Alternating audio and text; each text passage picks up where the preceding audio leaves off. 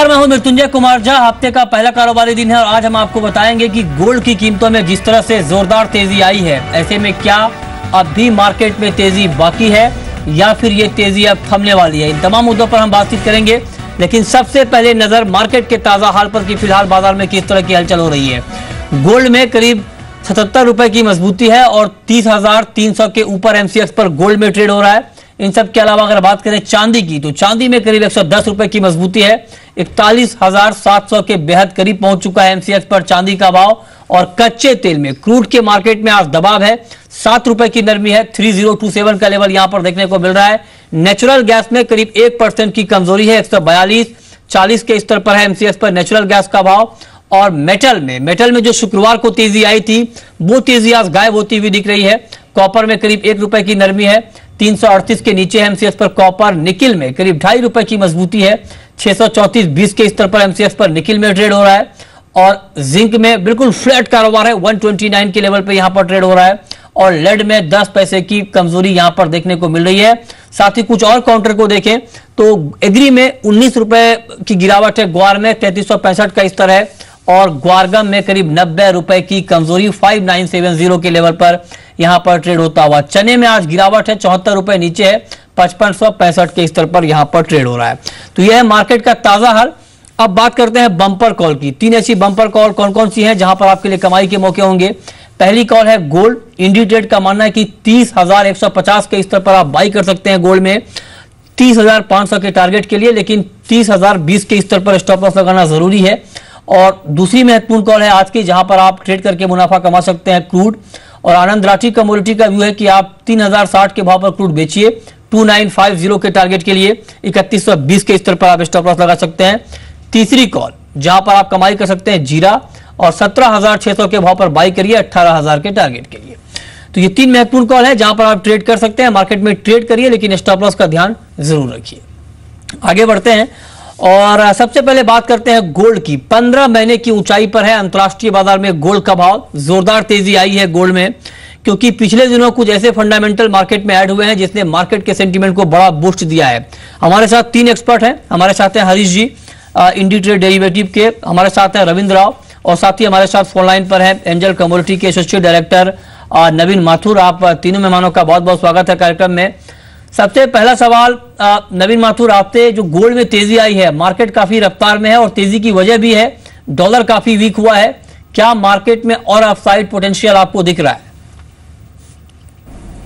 कह रहे हैं थोड़ा पोटेंशियल है। मेरा मानना ये है मृत्युंजय के तकरीबन $1,300 के आसपास तक गोल्ड जाता है। यहाँ से $7 और $10 की तेजी दिखाई दे सकती है। तकरीबन 1290 और 95 के बीच में भाव चल रहे हैं, तो $5-6 की तेजी दिखाई दे सकती है। $1,300 बहुत क्रूशियल सपोर्ट लेवल। अगर आप CFTC की रिपोर्ट देखें तो वहां पे बहुत पोजीशन बिल्ट अप हुई हैं on 1300 as a seller of the call option. So मुझे लगता है कि 1300 एक बहुत स्ट्रॉन्ग रेजिस्टेंस दिखाई देगा। पर ओवरऑल फंडामेंटल कारण पॉजिटिव हैं सारे, जैसे कि डॉलर वीक हो रहा है, यूएस का जो एक्सपेक्टेशन है इंटरेस्ट रेट अभी हाइक नहीं करेंगे इमीडिएटली, मे बी सितंबर में पहला हाइक होगा दिसंबर 2015 के बाद, तो उसकी वजह से डॉलर में वीकनेस आई है जो थोड़ा तेजी दिखा रहा है। फर्दर बैंक ऑफ जापान ने भी अपना जो पॉजिटिव पॉलिसी स्टेटमेंट है वो बिल्कुल वैसा ही रखा जैसा, मतलब कि एक्सपेक्टेशन तो जरूर बहुत ज्यादा था स्टिमुलस का, पर उसकी वजह से येन में भी तेजी आई जो एक थोड़ा सा डॉलर में वीकनेस दे रहा। तो मुझे लगता है ओवरऑल जो है तकरीबन 30,300 के आसपास के भाव एमसीएक्स पे चल रहे हैं, जो कि तकरीबन 30,600 के आसपास जा सकते हैं। ठीक है हरीश, आपका कमेंट क्या होगा? जो बात नवीन माथुर यहां पर कह रहे हैं, फंडामेंटली मार्केट स्ट्रांग है, इसमें कोई डाउट नहीं है, क्योंकि डॉलर काफी वीक हुआ है, येन काफी मजबूत हुआ है, इन्वेस्टमेंट बाइंग लौटी है, यूएस फेड ने इंटरेस्ट रेट नहीं बढ़ाया, जापान में कोई बदलाव नहीं हुआ, तमाम संकेत पॉजिटिव है। जो लोग ट्रेड करना चाहते हैं मार्केट में, क्या उनको आप करंट मार्केट प्राइस पर बाइंग की राय देंगे?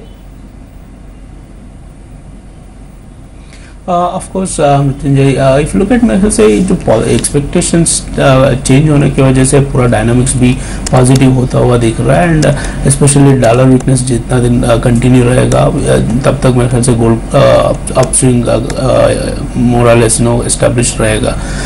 As far as specific strategy is concern, मेरे ख्याल से 1300 नो डाउट इंपॉर्टेंट रेजिस्टेंस है, एंड उसके ऊपर मार्केट 13-20-22 लेवल्स तक मार्केट एक्सटेंड होता हुआ दिख रहा है. तो as far as day strategy is concern, मेरे ख्याल से 30,600 to 30,750 would be target areas for the day.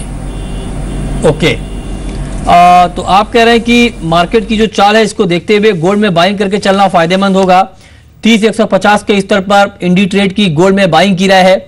आज के लिए टारगेट होगा 30,500 रुपए का, यानी मार्केट 30,500 रुपए तक जाएगा. इसको लेकर एक्सपर्ट में कहीं ना कहीं सहमति बन रही है. बाइंग की कॉल यहां पर दी जा रही है. रविंद्र, क्या आपको भी लगता है कि आज के कारोबार में गोल्ड में बाई करके चलना ज्यादा फायदेमंद है?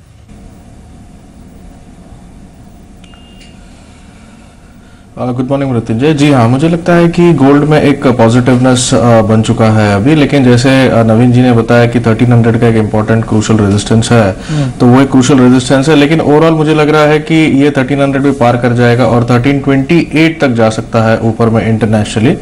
और अगर एमसीएक्स की बात करें तो एमसीएक्स में अराउंड 31,000 तक के प्राइजेस पॉसिबल है, बट उससे पहले मुझे लग रहा है कि एक बार 1280 तक भी नीचे में आ सकता है, क्योंकि काफी स्ट्रेच हो गया है रैली.